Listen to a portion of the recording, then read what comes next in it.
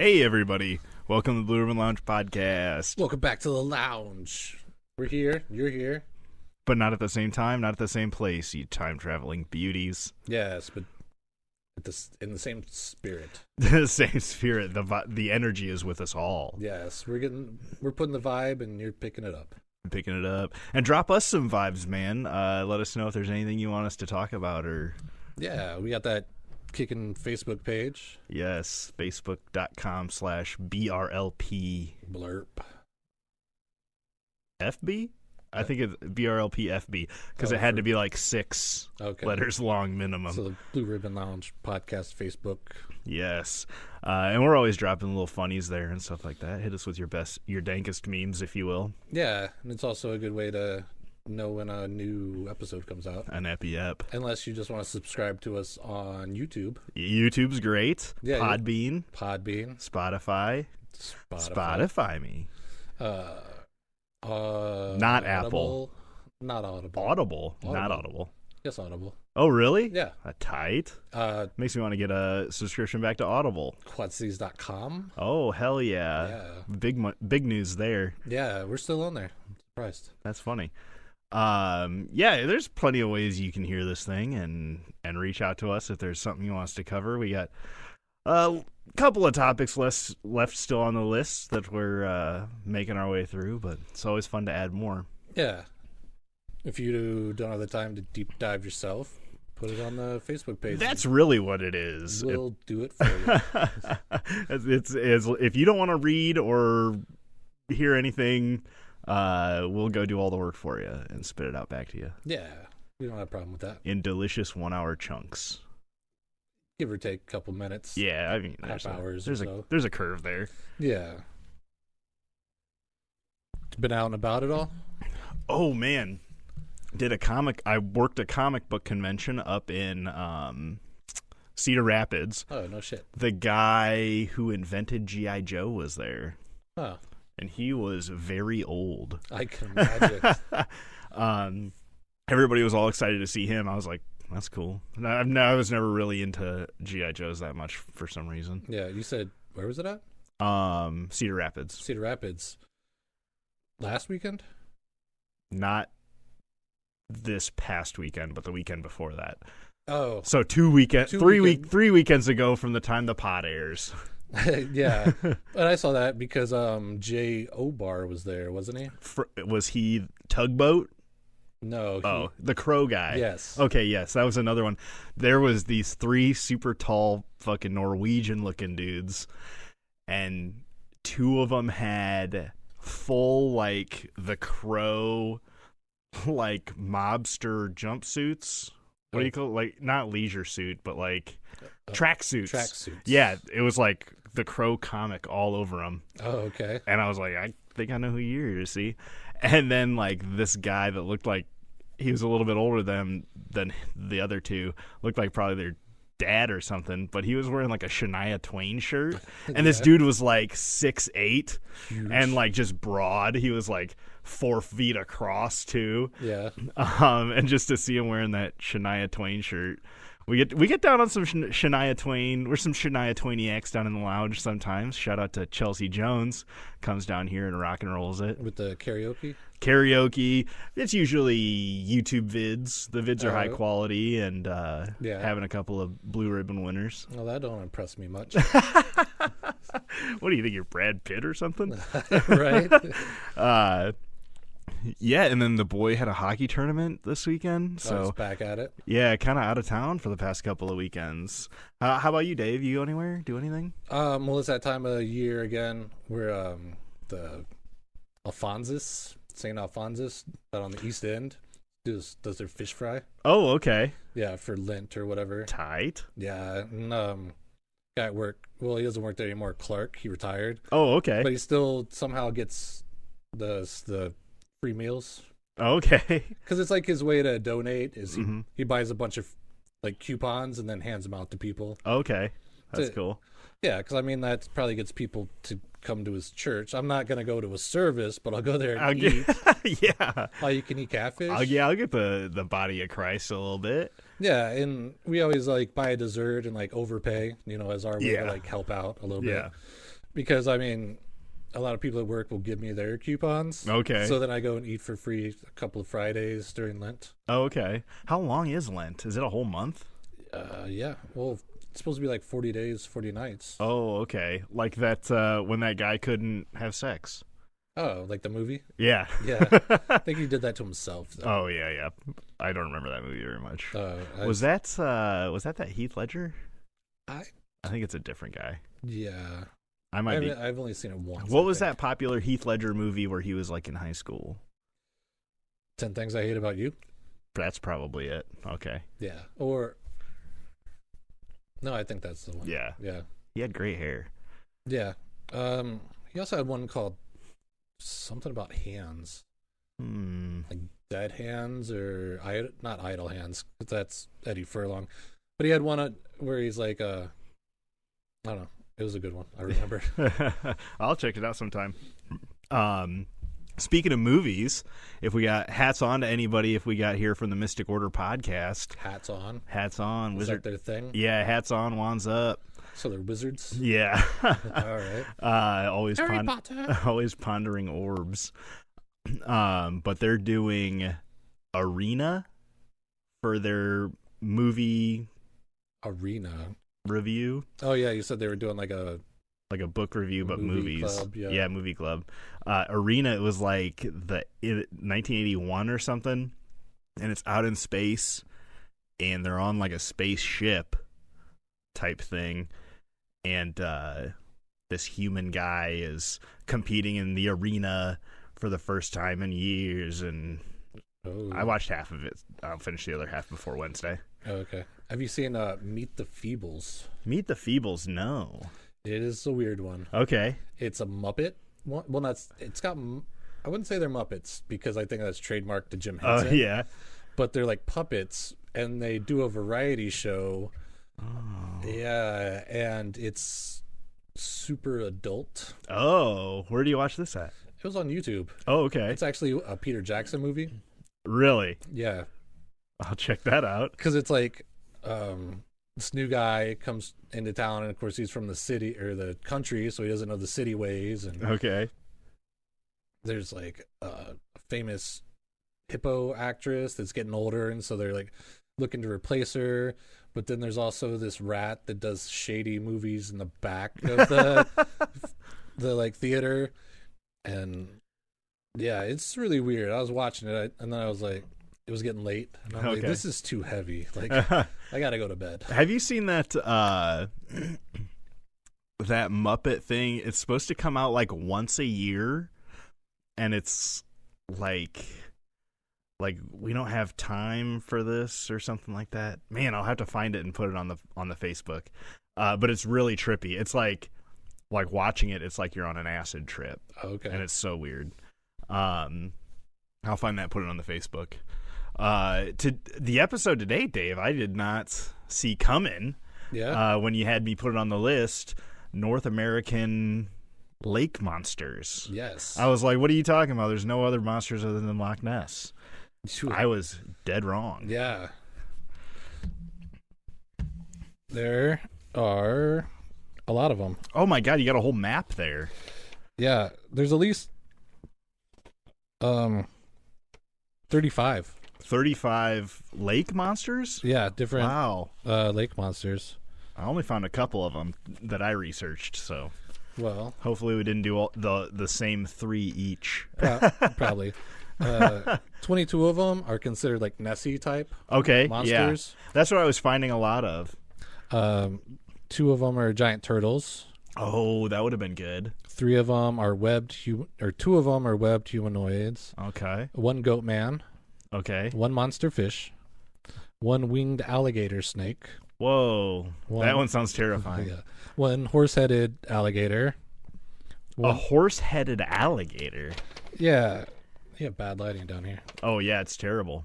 Yeah, the North Shore monster from the Great Salt Lake in Utah is a horse-headed alligator. Horned alligator is from Alka Lake, Nebraska. Huh. Yeah. And there's a giant octopus, a horned beast, a giant eel pig, and an aquatic lynx monster. Whoa, that's wild. Yeah, How are they're all related somehow? I don't know. Maybe. Yeah, I was surprised to find how many Nessie type creatures there were. Shout out to the Loch Ness episode. Yeah. That would be a good palate cleanser before or after this one if you decide. But yeah, it was weird, and it kind of got me thinking, like, how do so many places so far away from each other have strange occurrences like this? Well, because there's lake monsters. Because lake monsters are real. Here there be monsters. Yeah. Or because if you think about how much water covers the planet and that we've only like explored a percentage of that. Yeah, there's always that famous quote of like, we know more about space than we do About our own oceans. Yeah. Which is not accurate because space is like infinite. Right. So you can't really even know 1% of it. But like the last thing I had seen was like 95% of the ocean is supposedly unexplored. And that is a lot. That is a lot. So we've only explored 5%. Yeah. So yeah.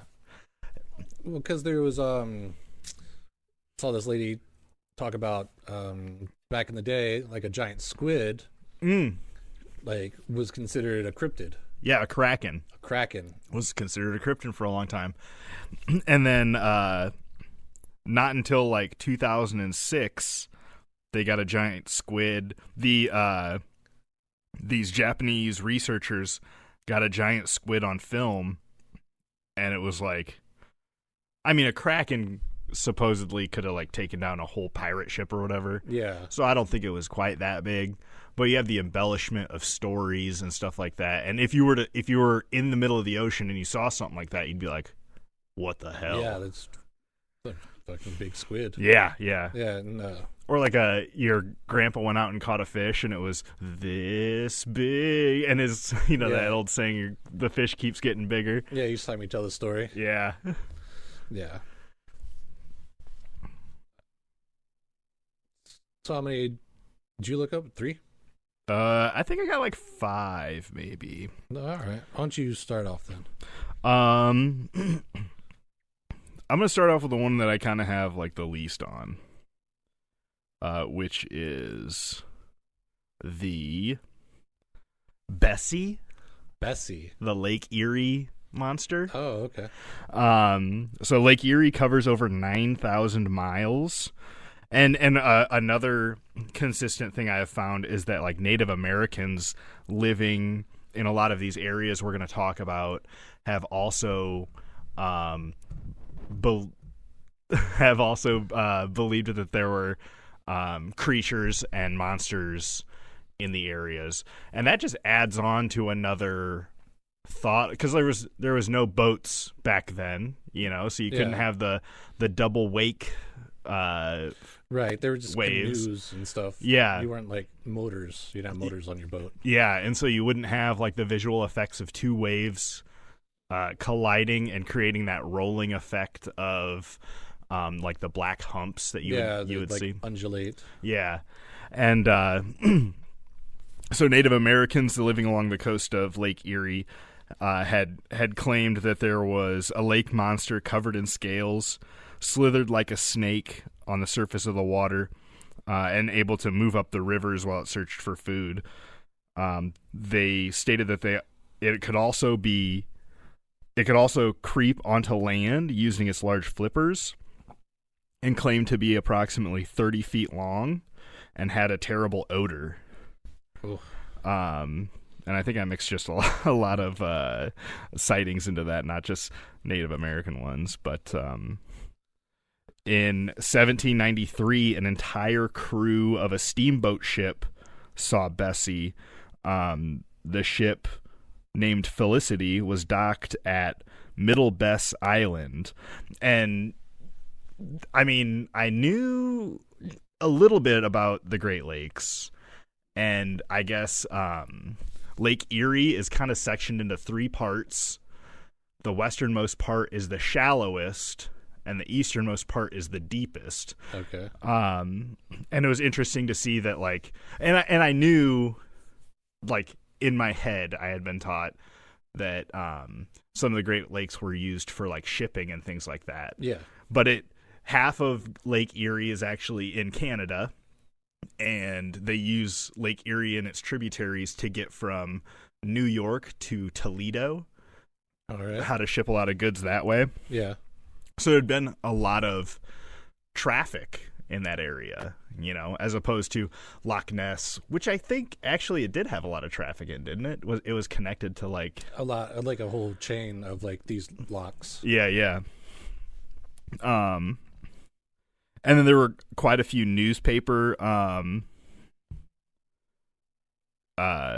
notes on it in the Cleveland Register, a newspaper, stated in 1818, every summer for the past 3 years, there have been sightings of a great serpent in different parts of the lake.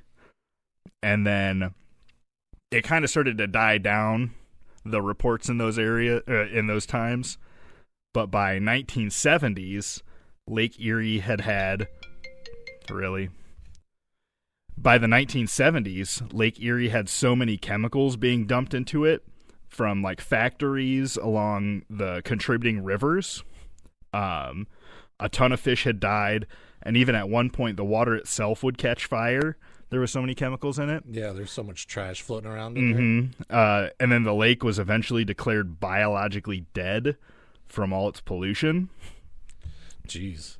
And even still today, they warn people from eating fish from the lake that would have such high levels of mercury. And I'm like, would this have killed the Loch Ness Monster, you'd think? Bessie? Maybe. Yeah. Maybe. Oh, yeah, Bessie. Yeah. But then after all of this happened, more news stories came out popping up again about this lake creature. And some of them were even, like, kind of told in a way that maybe the chemicals had caused a mutation on a creature. Simpson three-eyed fish. Yeah. And news stories started popping up around the 80s. In 1985, a Lorain, Ohio man reported seeing a slimy monster coming out of the water with 3 large back humps for 3 minutes and then again submerging into the water. The Weekly World newspaper on August 24th, 1993, ran a story of a 38-foot sea serpent which attacked a family on a sailboat. The image that they posted with that story turned out to be a hoax image. It was like a giant sea serpent wrapped around a boat. Yeah. And from what I heard, they originally claimed that it was taken from a helicopter, but it was a fake picture. Fake news. And then what I did see is, like, there are a lot of snakes in portions of Lake Erie. Okay. And I think that was one of the things that we said that it could have been on the Loch Ness episode. Like an eel. Yeah. And I even looked it up, like, the longest longest snake ever found was like 20 feet. Yeah. And a lot of these sea serpent reports were 20 to 30 feet long, you know, so it could have just been crazy record-breaking snakes. Yeah, that's scary. Yeah, right, yeah. I mean, sea monster, at least you're probably not going to see it, right. But a giant snake, I mean, that's a little bit closer to reality than you'd want. Yeah, a little too, yikes. Yeah, so that's Bessie, the Lake Erie sea serpent. Bessie. All right. I got one from our own backyard, kind of. But it's Lake Okoboji. Okay. Which is in northwest Iowa. Okay. In Dickinson County. And it's considered the Iowa Great Lakes. Okay. The East Lake, because it's like separated into East and West. Mm-hmm. And the East Lake is 22 feet deep. And the West Lake is 140 feet deep. And it is home to Obajoki, which is a green or bluish in color, 140 feet long, scaly monster that had the size of a bowling ball. Wow. Yeah. And in 1905, Mr. and Miss Bartlett were in their boat, and they saw some splashing, and it was like something large was moving rapidly through the water, kicking up waves, and the waves were so big that Mr. Bartlett was afraid they were going to swamp his boat, Okay. like crash over it. So then they got out of there because they're like, we're going to tip over. And they said it was like the size of a skiff, Okay. so about 15 feet long. And he said it was kind of like a skiff upside down, like the hump, like going through the water. And that was one of the first records of Obajoki. But also back from the 1900s to 1919, they were pulling paddlefish out of the lake because they're normally farther south, but they would swim up a river and get up there, but then they dam the river for hydroelectric, whatever. And so then the fish were getting up, like the largest one they caught was 6.5 feet long. Holy smokes. And 110 pounds. Dang. Yeah, and a paddlefish has like a long, like freaky nose. Yeah. Yeah, and like kind of like shark teeth, but I guess as they grow older, the teeth fall out. So they just become like regular looking, but they still have Less like scary. the long, like flipper, weird nose, like Yeah. paddle nose. And they think a lot of the early sightings could be these huge paddlefish. But then by 1919, they'd pulled the last paddlefish out of the lake. Was it like an invasive species or something? No, not really. It was just that because they put that dam up, the fish couldn't swim upstream anymore. Oh, okay. So then they weren't getting it back into the lake, like replenishing the species. Oh, okay. Or whatever. But then there were lots of sightings. There's one you can look up. There's a YouTube video where the guy talks about Obajoki, where he was out on his boat one morning, and he was just kind of like chilling out, and this huge fish thing swam up next to his boat and like freaked him out. And so he like went home and he's like, nobody's gonna believe me. And then he was like, I'm gonna look on Google, the satellites, and see if maybe there's a picture of it, because like he was just out there that morning. Yeah. And I don't know why you would look at that, because I would never think like, how often do they refresh those? Yeah, that's a good question. Like Google Street View, like how often do they drive by and take new pictures of the street? Yeah, I had my old camper out front of my house for a long time. Yeah. It has since been updated. Oh, okay. But he found a thing and then zoomed in, and it looked like a large fish in the water. Okay. Like a shadow of it. Wow. And if you compared it to the bridge that goes across where like the East and West Lake, it kind of narrows right there, and there's a bridge that crosses, and he's like, it's about as big as that bridge. Holy smokes. Yeah. So I mean, best case scenario, if it's a bridge going across something, it's probably the length of a car, yeah. At the shortest a bridge would probably be. Yeah. But I mean, the bridge is big enough that boats pass under it and stuff. Holy smokes. Yeah.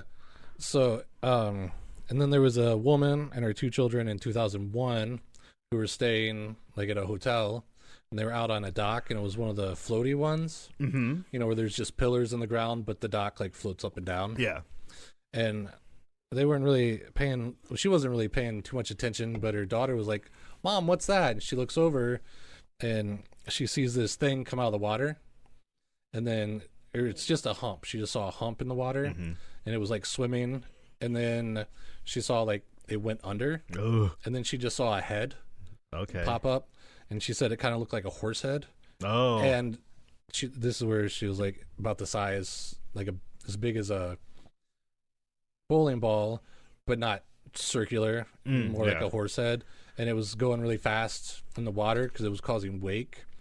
But she was saying that only the head was only maybe like 5 inches out of the water, or like the neck part, and then it was causing a wake by the neck, and that because there was no other like parts of the body sticking out, that the neck must be pretty long Oh, to okay. just have the head sticking out Yeah, and not no other part of the body.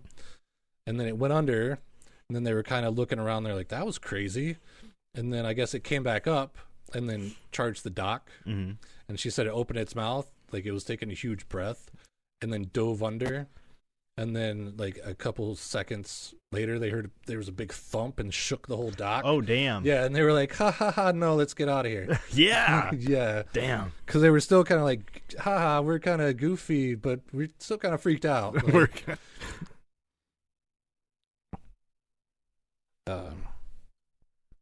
yeah, and that's the Lake Okoboji monster. Does that one have a name? Yeah. What was it?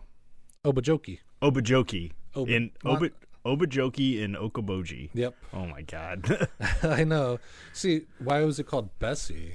One of the first places that it was seen was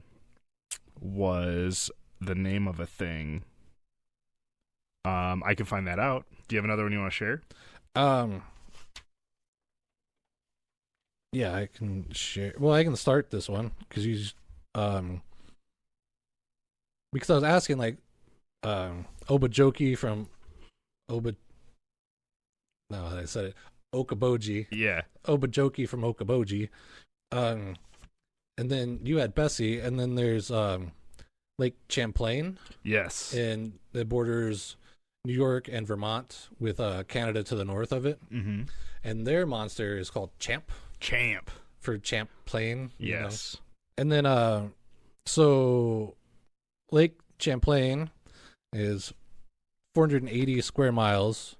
It's 124 miles long, 12 miles wide, and 64 feet deep.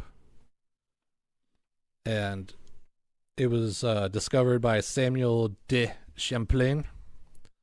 And in 1609, he wrote in his journal that he saw a serpent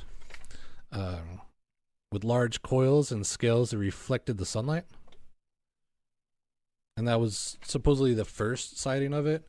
But a lot of these do have, like, Native Americans have probably seen it before. Yeah. Like European expansion. Mm-hmm. And did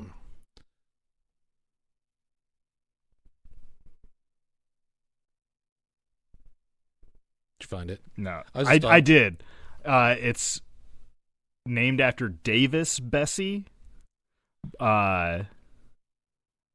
which is one of the nuclear power stations off of the lake. Oh, okay. And that comes into why they think it was a mutated creature. Oh, With all them right. dumping a bunch of nuclear radiation. That makes sense. Blinky and all. All right. Champ. Get Yeah. some.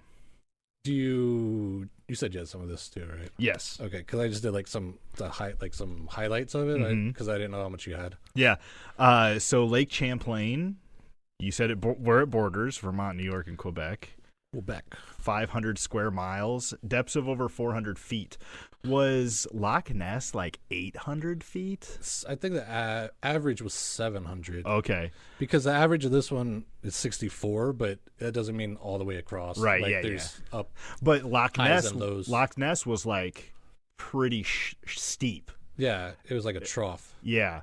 So, and a lot of these other ones, it was more like, a pan with like a couple of dips. in Yeah, the centers. drop offs. Yeah.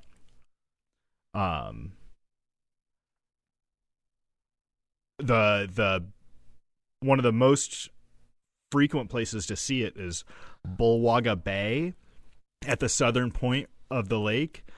And this is where a lot of the sightings have taken place and some of the pictures and stuff like that. So the area is about 30 feet deep, and it's got a lot of types of fish in it. So there's a lot of fishing there. Yeah. Which kind of, if it's 30 feet deep and Champ is, 30 feet tall, then you got a higher likelihood of seeing him. Right. Plus, poking out like of the water. Yeah, plus like the fish and stuff, trout, carp, and catfish. You'd think maybe that's like what he likes to eat. A good I would feeding think. ground. Yeah, and then if there's a lot of fishing and stuff there, then you'd have more people to see it. Yeah, more traffic. Yeah. a lot of this started with the upgrading of Highway 22 in the 1930s. So there was another increase of travelers to the area. Yeah, which kind of reminds me of Loch Ness, because there was a road or a highway that got built on one side of it, and so it brought more people through, and that's when people started spotting it a lot too. I was like, oh, that's similar. Yeah. The village of Port Henry has really embraced the sightings, and they're down towards that southern end of the lake. The authorities in the area, I don't know if it was like a mayor or what, but they have they made a decree, and it's like legal, I think, from what I had read, and quote, the waters of Lake Champlain which adjoin the village of Port Henry are hereby declared to be off limits to anyone who would in any way harm, harass, or destroy the Lake Champlain sea monster. And I thought that was kind of funny. Yeah. And they said you can feed it and take pictures of it. Yeah. And you can even pet it or something if you want, but you're not allowed to kill it or hurt it in any way. Yeah. And then, so like the Loch Ness Monster, there's like one iconic photo of it. Yeah. This one, the iconic photo was taken by Sandra Macy in 1977, depicting what people often describe as a plesiosaurus. Yes. The photo was taken in the New York Times and determined to not be fake. Not to say that it is a monster, but it is a real photograph. It's not been touched up. Yes. It was then taken... Oh, it was taken in the northern part of the lake.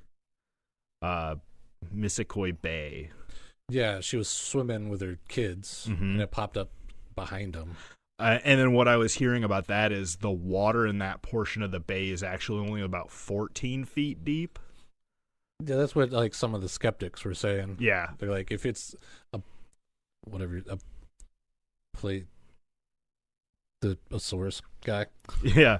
If it was I had it written down, but if it was a dinosaur descendant, it would be too big to fit in the 15-foot deep water. Yeah. And I can't remember if we had talked about this. I know we did talk about the habitats quite a bit in the Loch Ness story.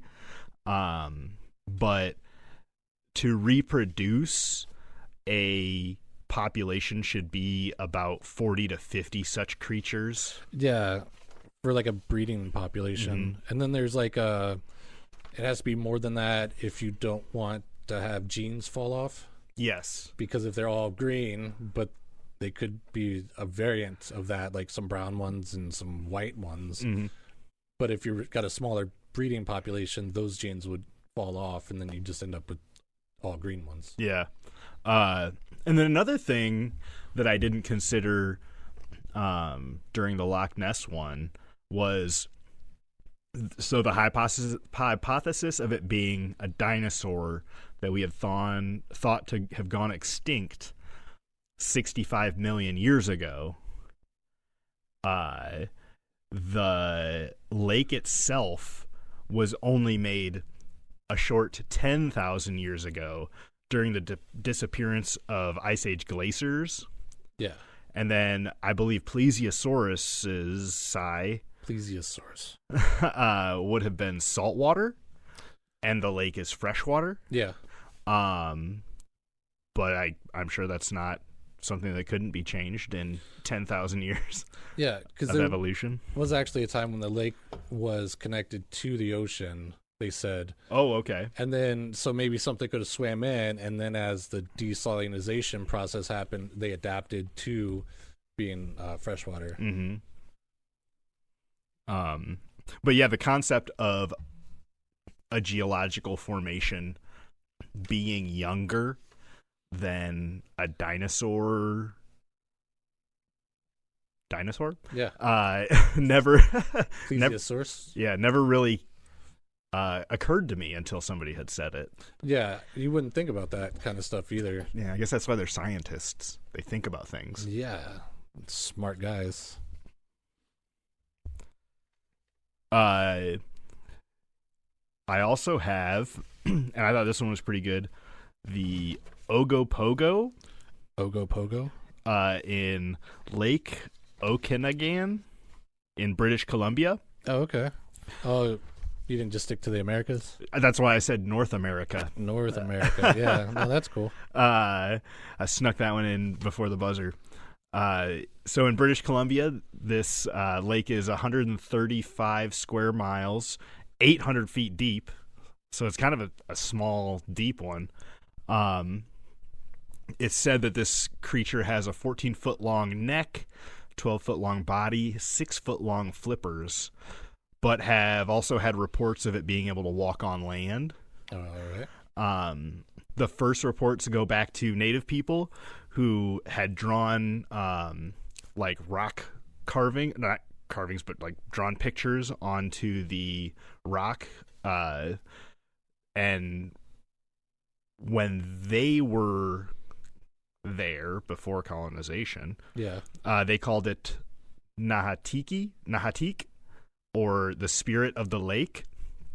And native elders had passed down stories of tribes offering sage and tobacco to the spirit of the lake in exchange for calm waters during lake passage. In one legend, the tribal chief ignored this offering, and the story goes that the lake, as they were crossing, the lake erupted with waves and cold water, and the leader told his tribe to cross as fast as possible.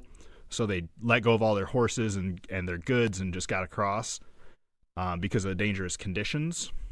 And all the people made it across fine, but many of the horses had claw and bite marks on them. Ooh. Yeah. And then many years ago, during the decrease of the Ice Age, it is believed that the Ogopogo swam from the ocean into the lake area. And as the glaciers melted, the lake became landlocked. Just like this Kokoni salmon, I guess, is in there. Oh, okay. And a lot of salmon go out to sea, Yeah. but this one can't. But it has survived and even flourished by just living in the one lake. So it's kind of like going back to, a creature swims in and gets stuck. Yeah. But then adapts. yeah.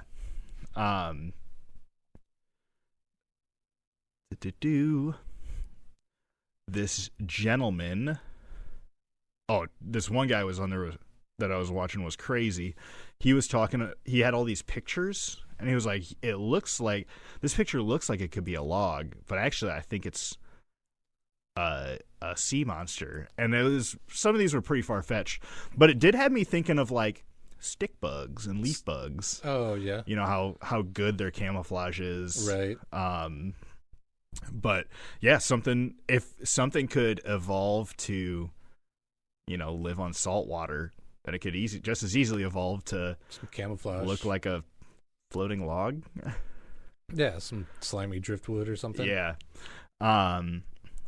This guy, Bill Steckick, he had seen the creature in 1978, and he was driving on a road, and he saw the creature in the water. He stopped his car and got out, and a bunch of other people stopped their cars and got out, and there was like 40 people there that all saw it at one time. Yeah. And he decided to recreate this sighting into a film. During the filming, there was an actual Ogopogo sighting, and so you could watch that video of them like in the middle of shooting, and they just like turn the cameras on it. I mean, to me, it looked like some waves, but Oh yeah. and then he actually decided to create a research team. So he got a houseboat and like 75 people involved over 3 weeks. He got divers, sonar, underwater submersibles. And as they're exploring this lake, they found underwater caves that were like pouring in colder water. Okay. So it's thought that maybe those reached to the ocean, and that could potentially give the Ogopogo, a way to go to the ocean and back. Yeah. Or maybe it's just where he lives. But the force of the water coming in didn't allow the divers to swim through the cave. Though it was a pretty big cave, is what they had said. Okay. And also when they were using their sonar, they found some large moving object 200 feet below the surface on their sonar, but by the time they got the submersible camera down there, it was gone. Right. There's another one. It's so interesting how a lot of these are like close to the ocean or close to a way to get in and out of the ocean. Yeah, because that was some of the lore Lake Okoboji. Some people were saying there's caves down there that connect to the Gulf of Mexico. Oh.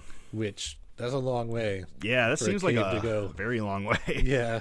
Plus, you'd have to think if you're seeing these creatures come to the surface, potentially to breathe, take big gulps of air. I mean, are they really going to be able to swim that far? Yeah, to get miles and miles. Unless they also have gills or something.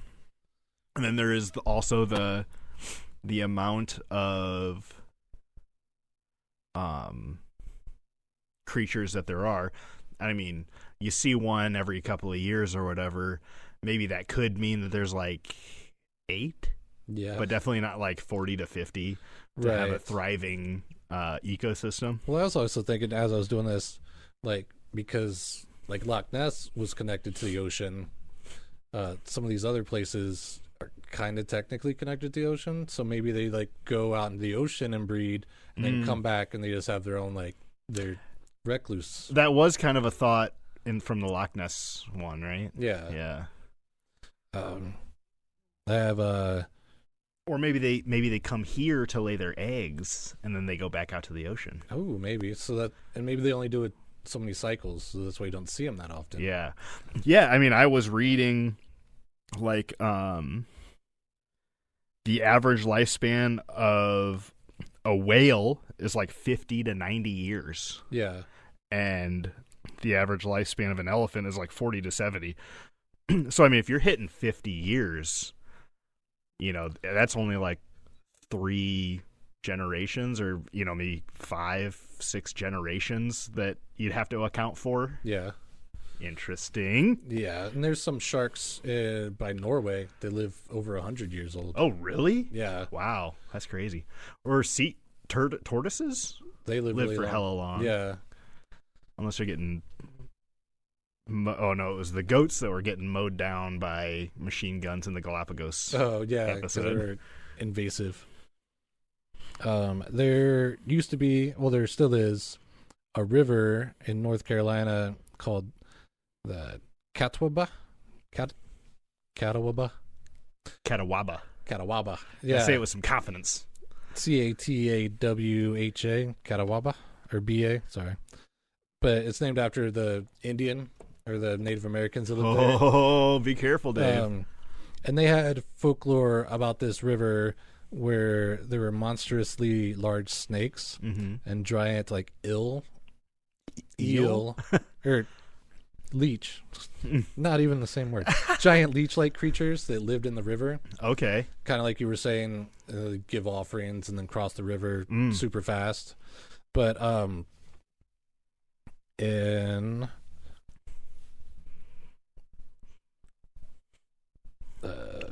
the 60s, 1964, the Duke Energy Company dammed up the river. Oh, that sounds bitches. Yeah, and they created the largest man-made body of water in North Carolina. And it can actually technically be called an inland sea. It's so big. Really? Yeah, it's 33 miles long, 9 miles wide, as an average of 33 feet deep. But where the river used to be is actually like about 100 feet in the middle. Oh, okay. Kind of deal. And it boasts 500 miles of shoreline because it's like super long, huge. Yeah. Because it's got all these like offshoots. Oh, like fingers or something. Yeah, that come off of it. Okay. So there's all these like little bays and different things, fjords kind of coming off of it.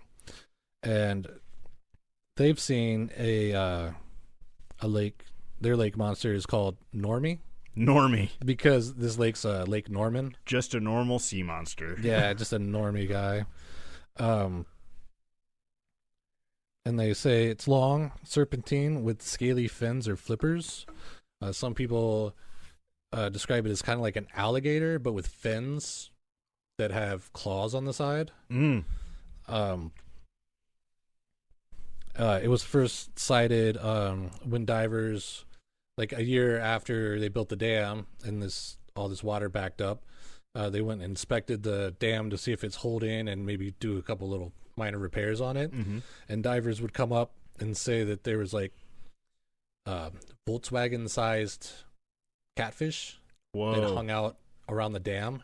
That's crazy. Or they would come up just picking up all the trash. Yeah, it was like flowing through. Yeah. Because I guess that's not uncommon, because I've heard stories about the lock-in dams when divers go down there to fix stuff, that there's huge, like, people-sized, like wide-mouthed catfish or whatever, just chilling down there, just pretty much letting the fish come to them and being all fat and happy. Hell yeah.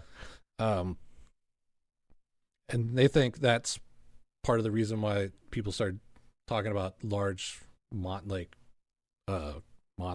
I guess, lake monster. And also because they built the dam to divert water into the nuclear power plant to cool the rods. Oh, okay. And so it was kind of like a big cycle, and they like circulate water. And someone they interviewed said like maybe 95% of the water has been circulated through this power plant. For like radioactive shit. Yeah, like maybe that's part of the reason why there's a huge like fish monster. There was a sighting where a scuba diver nearly escaped a creature with a dog-like head and red eyes that chomped on one of its flippers. Ooh. He was able to pull his foot out and get away from it. But lost the flipper? Lost the flipper. Damn. Yeah. There was another sighting where a guy on a jet ski, like the monster surfaced right in front of him, so he had to turn really quick and like broadsided it and it rubbed against his leg, and he said it left like a slime on his leg that later on became a rash, like an itchy rash. Ooh. Yeah, and that's part of the reason why they're like, well, maybe this thing's from the power plant. Yeah. It's a little radioactive. But there's lots of different ideas of what the thing could be. Mm-hmm. Because they think maybe it's just a large catfish, like they've seen at the dam. Maybe it's a bowfin, which I have no idea what that is. Okay. It's a type of fish. Oh, okay. An alligator, because they have caught a couple alligators in the lake. Damn. Because there's alligators in North Carolina, but they're mostly on the coast. But they think some people have pets and they just let them go. So they've caught a couple alligators out there. Or it could also be a large salamander known as a hellbender. Hellbender? Yeah, they're like these amphibious salamanders that grow up at least like 3 feet long. 3 feet? And they're all super slimy and weird looking. They give you a rash? Maybe.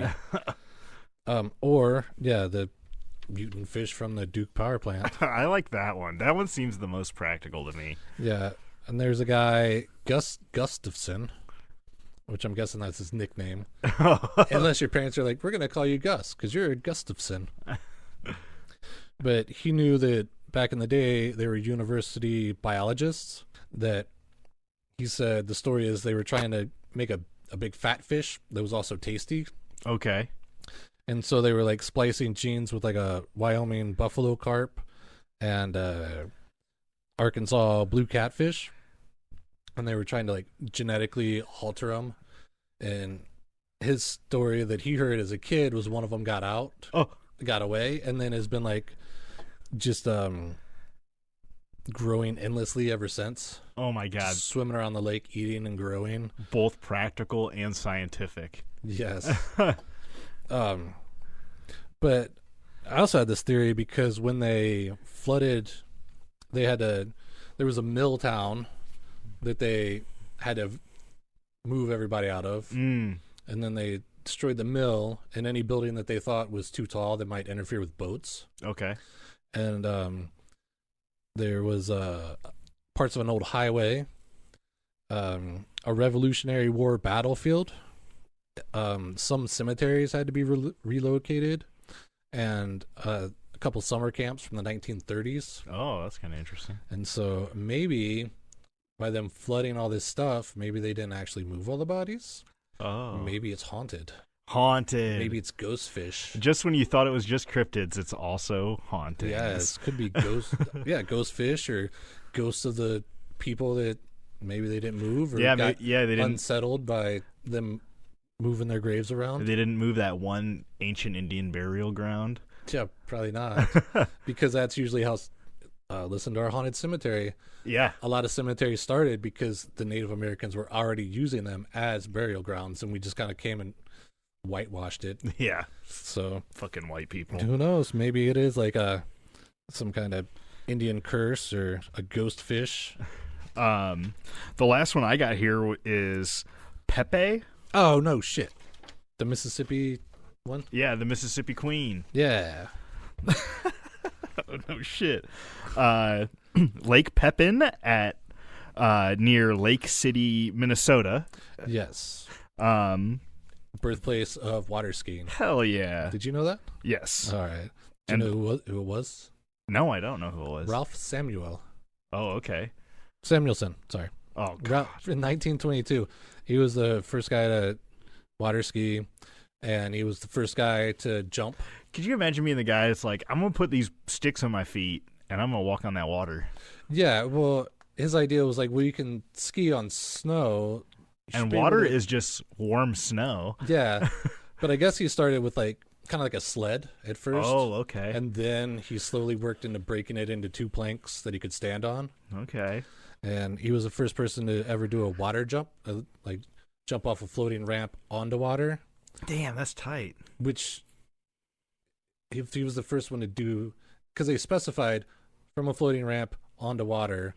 So then were people jumping on ramps onto the ground or something?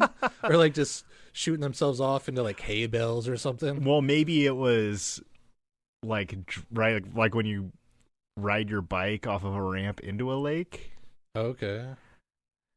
Maybe. Yeah. I don't know. Yeah. But Put it on the list. Yeah. He was also the first person to be pulled behind an airplane. Water ski behind an airplane. Whoa, that's crazy. Yeah, and they said they clocked him at 80 miles an hour. Oh my God. And he would hit the wake Yeah. and jump and fly for 50 feet. Whoa. Yeah, while he was being towed behind an airplane. Damn, this guy's a maniac. And he was also the first one to ski on one ski. Ooh. Yeah. Who's the first guy to ski on no skis? I don't know. That's a thing, right? That Just is on your feet? Yeah, barefoot. That sounds fun. I heard water skiing is like hella hard though. That's what I've heard too. It takes like all of your muscles. Because you got to bend your knees and lean back, but not too far. And like hold on. Yeah, because the boat's pulling you, and if you're holding on with your hands, you're kind of top heavy, so you have to kind of lean back, but also brace your legs to keep. I wish we had video because you're like doing all these jerky motions. Yeah, I talk with my hands a lot. Back to Pepe. Lake Pepin. 40 square miles. Pepin. An average 21 feet deep, but there's some spots that get up to 60 to 70 feet. Yes. 22 miles long and 2 miles wide. And it's actually just a stretch of the Mississippi. Yeah. But it's called a lake. I think it's because it's like wide or something. Yeah. It's the widest point of the Mississippi is what I had heard. That's what I've heard too. Actually, the widest point is 12 miles. And it's up north where it's like kind of begins. So it's like technically still the river, but it's also like where the lake or the pond or wherever it starts. Probably a lake. Okay. So it's a little wider there before it gets funneled narrower. But it's also kind of got the same dimensions as Loch Ness. Because Loch Ness is about 22 miles long and about 2 miles wide, and it's surrounded by bluffs. Yeah. But yeah, like we said earlier, Loch Ness is 700 feet deep, where this is not that deep. And again, you have Native Americans in the area that were actually so afraid of the lake that they sometimes they wouldn't even bathe in it. If they did go out, they would take their strongest fishermen and boats onto the lake. And whenever anybody was lost or drowned, it was blamed on the lake monster. Yeah, they said they would have birch bark boats. Oh, okay. Which is hard to say. And then when they reached this part of the Mississippi, they would usually change into dugout boats. Okay. So they're like stronger and couldn't easily be punctured by whatever monsters live in this spot. Yeah, whatever of the many monsters. I thought this was pretty interesting. When colonizers came to the country, many of the explorers would take clergymen because those were the few people that could read and write and make recordings of things. Yeah. In 1871, a report of a marine monster larger than a rhinoceros and smaller than an elephant was seen. And at that time, in the 1800s, there were lots of reports of things that were unexplained in many lakes and waterways. Why did I write this down? This is... I don't know. Yeah, but they said it moved through the water with great rapidity, and it was recorded in the Minnesota Historical Society's Book of Days Almanac. Oh, interesting. Yeah, so that was the first recorded sighting. Oh, okay. So, and this seemed to have also been a lot of the kind of series of events around these lake monsters, where in the 1800s you had a couple of recordings, and then it kind of died down.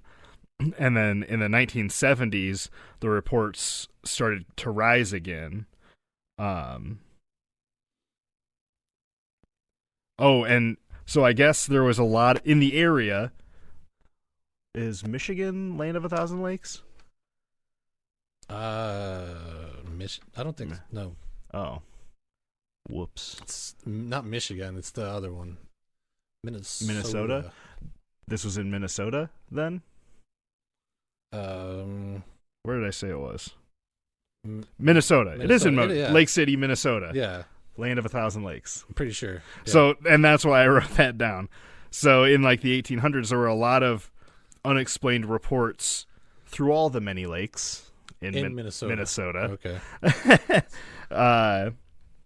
And not in a lot of these other areas were the reports brought back up in the 1900s.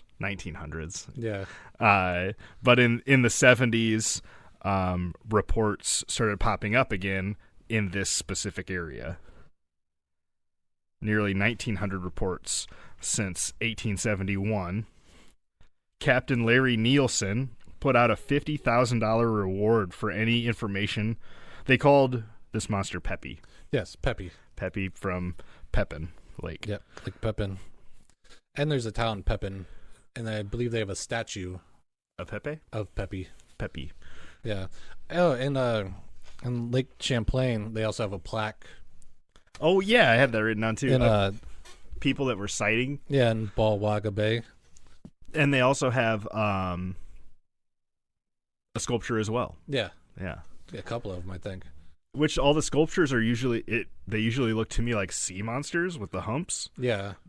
But then all the descriptions are of like plesiosaurus-looking dinosaurs. Right. And I think Peppy was described as, someone saw it and they're like, it reminds them of the dinosaur on the Sinclair. Oh, okay. The gas station dinosaur. Yeah. Yeah. So Captain Larry Nielsen put out a $50,000 reward for any information on Peppy.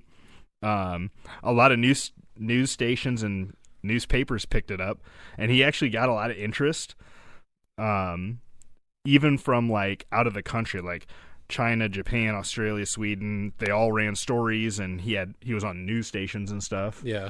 And in 2009, Heidi Fryer sent out to make a documentary.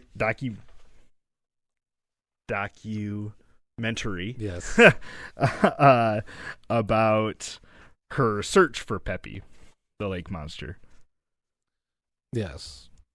And I have a Shelley Chimbino in 1983 she was water skiing with her brother, and eventually you bail, and she was waiting to be picked up, and she said that there was like a darkness, and she said it came right next to the ski boat. It scared me to death. The lake monster was black as night and larger than the boat. Oof.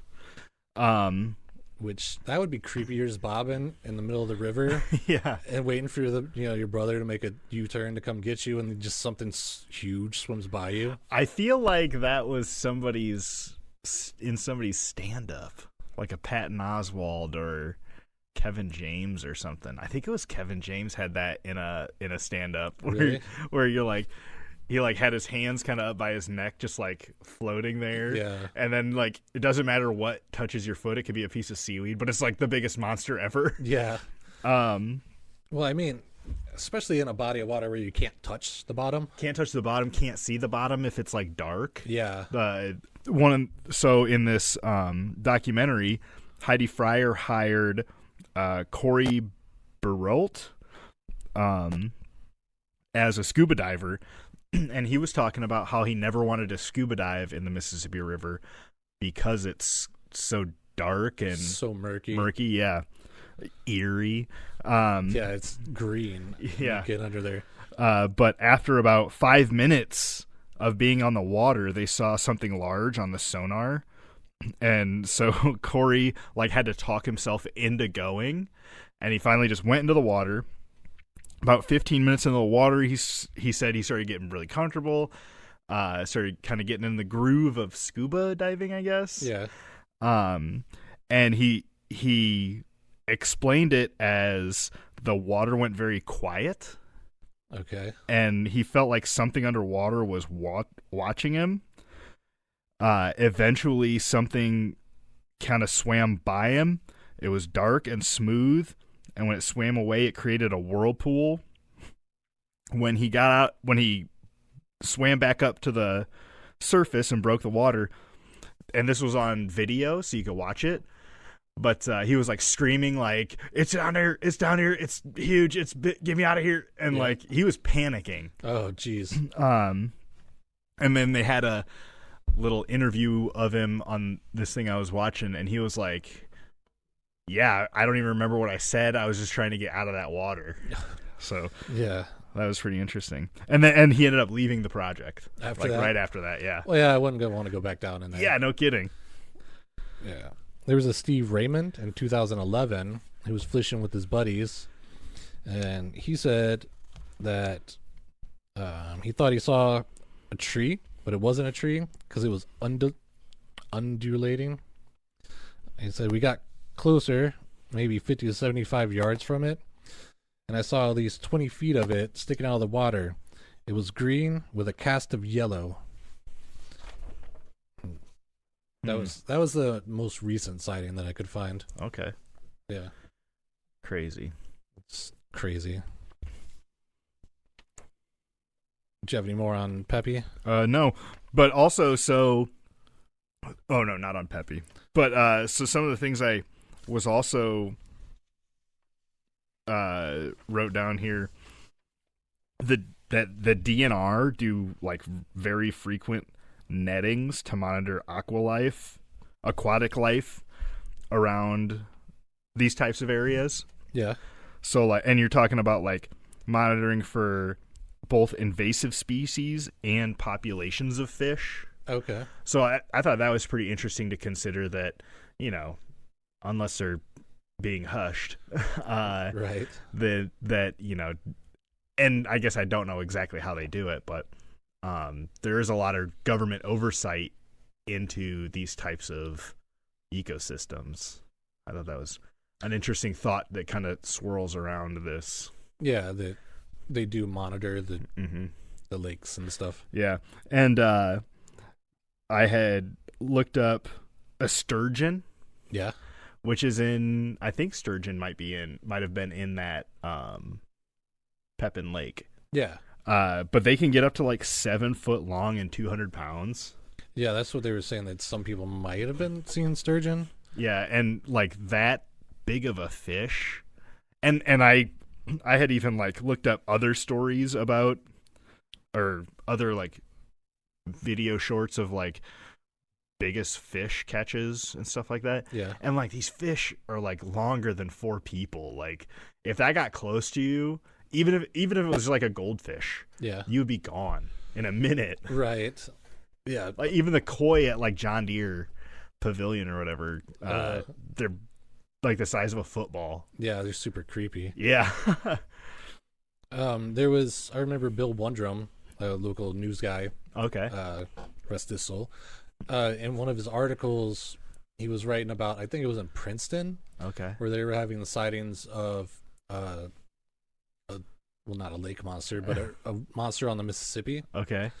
And they even wrote about it in the newspaper, but then when they went to investigate, they found out that somebody had lashed a bunch of barrels together and put like the head from like a rocking horse on it. Holy smokes, that's funny. Yeah. Yeah, and I was also thinking during this, like, ever since like TikTok, I feel like I have seen more creatures that I've never even heard of in my life. Oh. Like weird birds with like bills as big as your head. Yeah. And like crazy little fish and like just weird looking creatures. Like real life stuff. Yeah, real life stuff.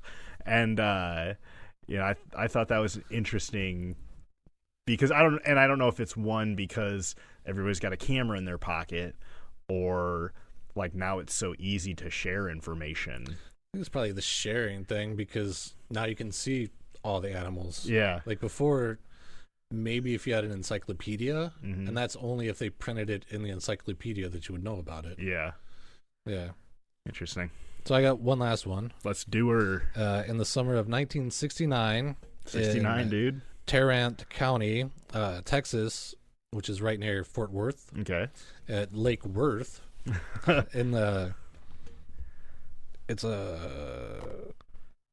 in the Fort Worth Nature Center, is what it is now, which is just like a nature preserve. Mhm.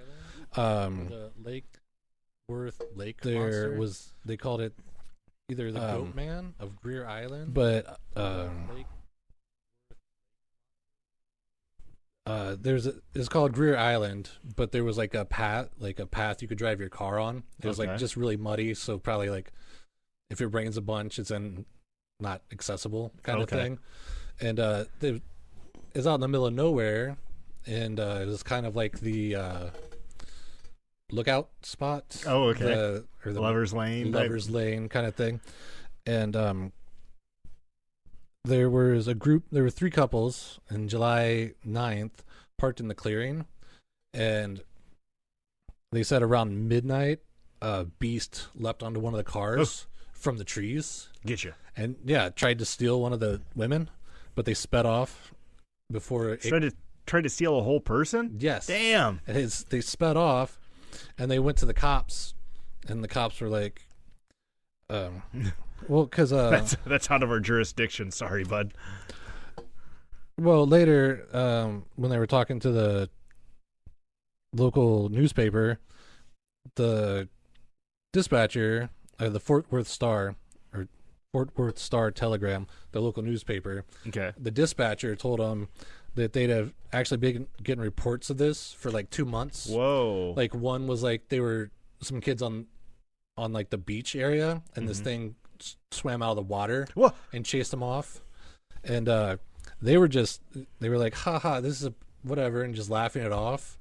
But one of the guys showed him his car, and there was an 18-inch gash on the side of it. Holy smokes. And this was 69 when that shit was made out of steel. Yeah. And so the cops were like, oh, okay, yeah. And yeah, because they were also like super terrified. So then the police are like, we're going to open an investigation. And then, of course, the newspaper the next day writes that fish man goat terrifies couples parked at Lake Worth. And Is it worth the lake? Right. Find out today. and people have claimed to see a foul-smelling 7-foot-tall beast covered in both fur and scales, like white fur and scales. And some people claim that it was like a hybrid, like a human body with like a goat head, but only like one horn right in the middle. Okay. And so then, of course, once the police go and check it out, and they see like this monster on a ridge, Mm-hmm. and it freaks out and like yells at him, "Rah!" and throws a tire at him. And they said it goes like 500 feet in the air. Holy shit! Like did this big arch, and even because it was like a couple deputies and like some kids, and they like, let's get out of here. Like we're not messing with that. And then a bunch, when like word got around, this one guy, Rick Pratt, who's now the director of the Greer Island Nature Center, at the time he was the director of the Nature Center, and he remembers folks coming out with wine, whiskey, beer to have a good time and hunt for the creature. And get all loaded up with guns. yeah, and Pratt said, "Here was a Sasquatch, our very own. It was a party, and what the hell, let's go." But a lot of the cops were like, "We're not really worried about this monster. We're more worried about drunk people with guns, Yeah. like walking around trying to find it." One guy said he saw it, and it had a horrendous face, and he got away from it by throwing leftover chicken at it until it finally went away. And there was also a bunch of paranoia because there were reports coming in that sheep around the area had been found with their necks snapped, Oh. and some cattle had been mutilated. And their blood was sucked out of their bodies. And... Well, I don't know. They didn't get into deep, but it just seemed like for that summer, they were getting reports, and then people going out and finding it, and it was like the whole big to do. But then once school started, and things just kind of quieted down. So the overarching thing is they assume that it was just kids messing around. Okay. And Wikipedia says that someone wrote a letter to the newspaper like years later saying it was him and 3 friends. And then one guy supposedly wrote a letter saying that it was him that was responsible for the tire thing. Oh, okay. So maybe it was just kids messing around for a summer, or maybe it's this goat man. And he learned how to type and send emails. Yes, an amphibious Blake goat man learned how to type. And these are all in our backyards. Yeah, How crazy. pretty much. I mean, lake monsters, man. They're everywhere. Because I mean, Lake monster conventions. there's I don't know if he's a monster, but what, like Wopsy Willie? I have heard of him. But I think that's more like a crazy maniac that lives near the Wapsipinicon River. Yes. I've heard of Deer Man. Deer man. A man with the head of a deer. Oh, okay. A buck. Did we cover that in our Just Some Cryptids episode? We talked about something like that, but there's a local one that I have heard of. Oh, okay. I don't know any history behind it, but maybe I can get the guy that knows a little bit more onto the pod. Yeah. I mean, there's some of these that you can just pick one and then just focus on that for a whole episode. Yeah, and that's what I was trying not to get too into the weeds on every sighting of it. But Yeah. but a lot of them have some pretty recorded sightings. Yeah, some pretty interesting stuff. I was just trying to do like a point. Mm-hmm. I kept want to say PowerPoint, but just like Bulleted. a bullet point. Mhm. Yes, of just the overall kind of things that are out there. Yeah, So not just in Ireland. Ireland. No, we have our own Bessie. Yeah. We're here. Thanks for listening, everybody. Hit us with some topic ideas. We'll find out one to do next week. And Well, the week after next. oh yeah, next episode. Yes. And that's all from us. Bye, gosh. Be good to yourselves. Yes, and remember that kindness is the language that the deaf can hear and the blind can see.